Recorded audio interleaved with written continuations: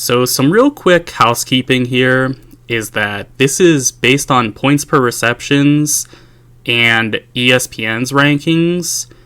To arrive to my consensus, I combined the 50 most accurate draft boards of last season into one consensus board for this year if they were updated within the past week. So the draft boards are recent and they're from experts of last year. So it should be pretty accurate this year. It's not just one person's opinion, it's a lot of people's opinions. With that out of the way, let's get started. To start off, we have Ja'Marr Chase at number 4 instead of number 7. Though Ja'Marr was wide receiver 12 in fantasy points per game last year, Chase is my wide receiver 3. The argument for Ja'Marr is simple, as he was held back by Burrow playing poorly through his injury and Jake Browning being an average quarterback, which really shouldn't be the case this year, as Burrow will likely return to his top 5 form again. When Burrow played better from week 5 through week 10, Chase was wide receiver 4, and I think that's closer to what we can expect for him this year as a whole. In 2022, Chase was wide receiver 6, and in 2021, he was wide receiver 5 for wide receivers with 2+ games, which I have to include because there were some wonky guys that played a game and had higher points, but Chase is the real deal. Next, we have Amon-Ra St. Brown, who is my number 5 player compared to number 8 for ESPN. St. Brown ranks as my wide receiver 4, which is what he was last year in fantasy points per game. I see absolutely no reason why he can't repeat that, especially due to Josh Reynolds' 64 targets being left vacated, allowing for even more throws to go St. Brown's way. Amon-Ra is the second best slot receiver behind CeeDee Lamb in my opinion, and he's really close to Lamb. The Sun God benefits from a solid quarterback in Jared Goff, and he also benefits from the 9th easiest schedule for wide receivers. So there's really a lot going in favor of St. Brown. If it wasn't clear before, it is very advantageous to be a slot receiver because you don't deal with as much press, and you can be open for shorter routes more easily. We now usher into the second round values, where Davante Adams is number 16 for me versus 20 for ESPN. Adams was wide receiver 15 last season, so that is a bit worrisome to have him as 16 overall. But he should have better quarterback play, as Jimmy G really struggled. And though Gardner Minshew isn't a great option, he gives his wide receiver chances to make plays, which Garoppolo really didn't do. Davante led the league in target share with 33%, and I don't see why that can't happen again. And target share is one of the most predictive forms of a stat that is going to tell you what is going to happen year to year. So I think that Adams should be in a really good spot, and I see a world in which he far outperforms what he did last year. Next, we have Drake London at 17 instead of 25. London has a lot going in his favor. For starters, he goes from arguably the worst quarterback situation in the NFL, from Desmond Ridder to Taylor Heineke, to now having Kirk Cousins, who was a top 10 quarterback this past year, and should be in that conversation again. Moreover, London already had a good target share at 23%, and that should remain, with Kyle Pitts being the only other solidified contributor. Lastly, London sees the 4th easiest schedule for a wide receiver this year, so he should have less struggles than most. So when you pair a great quarterback situation, or at least a great upgrade, with an easy schedule like that and targets, I see no reason why he can't be an elite receiver this year. We're now to Chris Olave, who is 18 compared to 24 for ESPN. Olave saw a good target share in 2023, with his percentage being at 25%. That quality should likely remain, as New Orleans didn't really add any target hogs to their roster, and from week 10 onwards in 2023, they saw that an increased role for Olave, as he was on pace for 1,360 yards compared to his actual total of 1,123. Regarding their quarterback situation, Carr either plays well and Olave stands a chance that way, or Spencer Rattler takes over partway through the season and Olave gets a higher upside quarterback throwing to him. So no matter what, he should be winning with the quarterback situation.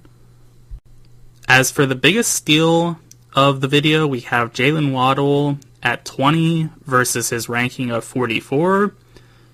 Waddle was 21st in points per game for wide receivers last year, so it may seem crazy to have him 20th overall, but he is due for regression towards the mean with his touchdowns, as he's far too good of a player to record another low touchdown season like last year's 4-touchdown season. Waddle had a good 24% target share and was PFF's 6th graded wide receiver, so he was getting open and catching basically everything that came his way. The addition of Odell Beckham Jr. doesn't worry me, as Odell basically exclusively plays out wide, which could open up more easy slot opportunities for Waddle, and Odell will clear out intermediate targets for Waddle too, as Beckham goes deep, which will make Waddle's life even easier. For the first of 3 quarterbacks in this video, we have Jalen Hurts at 21 instead of 32. Hurts finished as QB2 in fantasy points per game, and did so with an offense that lacked quality play calling. Kellen Moore should mark a clear upgrade for the offensive coordinator spot, as he's had success everywhere he's went, and fantasy specifically, per fantasypros.com, Moore led an offense that was 2nd in neutral pace and 8th best in neutral passing rate. Hurts has targets for days, a great offensive line, and now an offensive coordinator that can unleash him further. So the fact that he was 2nd last year is very enticing for this upcoming season, because things look only better for Hurts, especially as they added Dotson as a better wide receiver 3 than what they had last season. Moving back to wide receiver, we have Mike Evans at 23 compared to 33. Evans was wide receiver 11 in points per game last season, and I'm projecting him as wide receiver 14 this year. Evans is getting up there, as he's 31 now, but he really hasn't shown signs of slowing down, nor should he, as his game really isn't predicated on speed, athletic abilities. It's more so branded on physicality and fundamental skill, in addition to just being taller than the corners he's going against, because he wins those 50-50 balls and makes them 60-40 ones. I think he should still be regarded highly, as he might not be as flashy as some of the other wide receivers near his value, but he more than gets the job done. For our next receiver, we have Brandon Ayuk at 29 versus 36. Last year, Ayuk finished 15th in fantasy points per game, and had a great target share as he had a 24% rate. That should continue regardless of if he goes to Pittsburgh, or looking more likely by the day returns to San Francisco. Ayuk wasn't used much in the red zone, but that isn't to say that he can't be used there more often moving forward, because he's just such a talented player. I think he's capable of doing everything that an elite receiver is tasked with. Overall, I think Ayuk is as talented of an option as you can find for a wide receiver 17, and there's definitely a world in which he outperforms that, which is to say that I still might be underrating him a little bit, even as I say he's better than he's projected to be.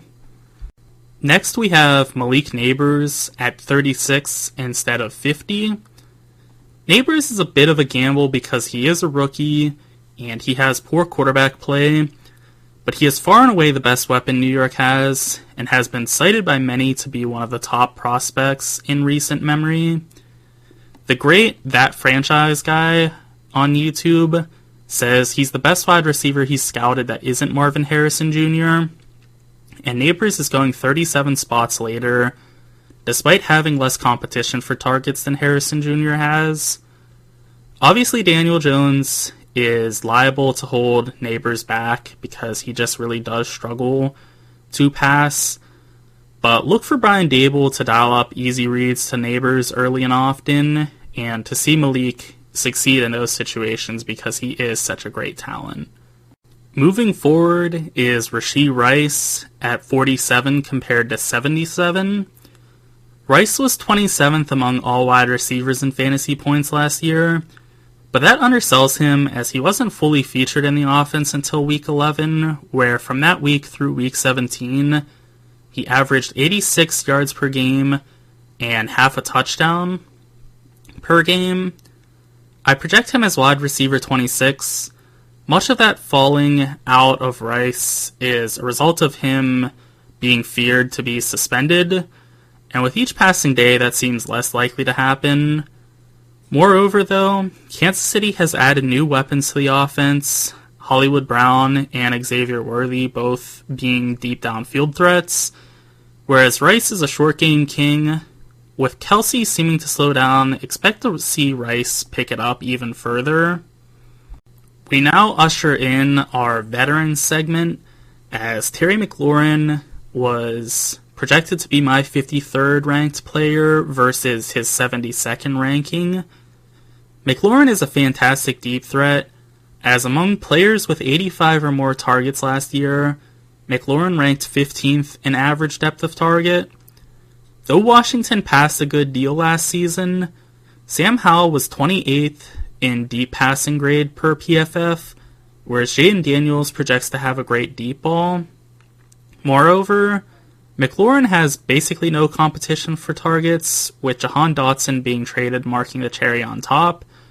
So I could see a world in which McLaurin outperforms his ranking, which is funny because I'm saying he's going to outperform what he's being projected as is.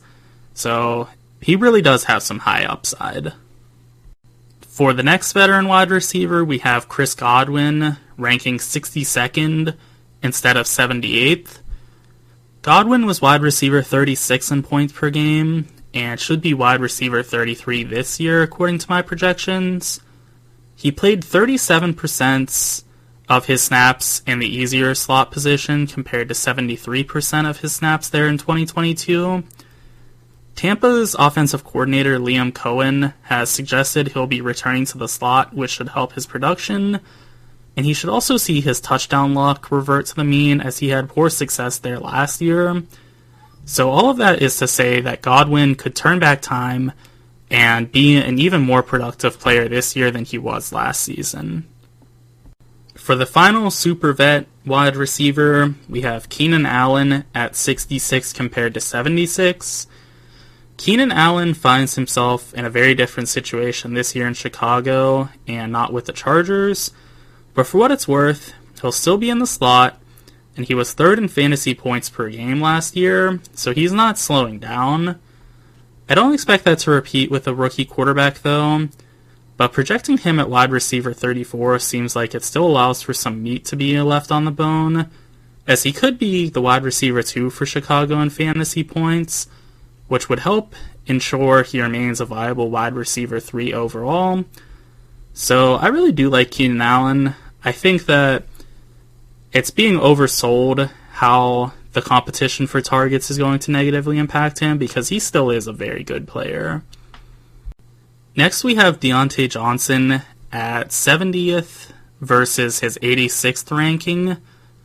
Johnson was 41st in wide receiver points per game last year, but projects as wide receiver 35 this season. Johnson leaves one of the worst fantasy situations in a conservative Steelers offense with Kenny Pickett for a pretty good one in Carolina, where he has a talented young quarterback in Bryce Young, who has a revamped offensive line to give him extra time in the pocket, and a new head coach in Dave Canales, who's gotten the most out of every quarterback he's had to this point. Moreover, Johnson is going to be the main target for Carolina, as Adam Thielen is ancient and Xavier Legette is yet to be solidified in the NFL, so there's a real chance that Deontay Johnson has a great year this season. For our second to last player, we have Jaden Daniels at 73 instead of 103. I'm not expecting him to have the same output as Anthony Richardson, but Daniels is closer to Richardson as a fantasy prospect than he is to being a backup level quarterback like he's projected to be. Daniels has a really high floor because, like Richardson, he's such an electric runner.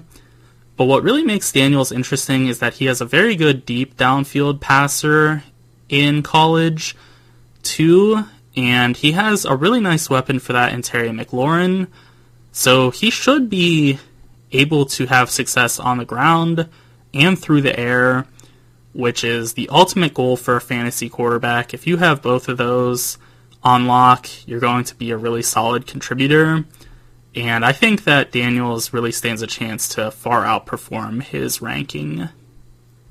Our last player is Brock Purdy at 76 compared to 91. Purdy was 8th in fantasy points per game last season, so to get him at 76 may still be a bit of a steal. There's a good chance Purdy will have the same group of weapons he did last year, which is to say in an absolutely elite group. And Kyle Shanahan knows how to get the most out of Purdy as well, so even if he isn't tasked with passing as much as the other elite fantasy quarterbacks, he should still produce like one, especially because they just spent a first-round pick in Ricky Pearsall, so they might have even more depth at wide receiver, which is great because if somebody gets hurt, they're well insulated from that, and they also just have as many targets as you could possibly imagine, so that's good just in and of itself. Those are my thoughts. Be sure to let me know what yours are in the comment section, and also be sure to like and subscribe for more content.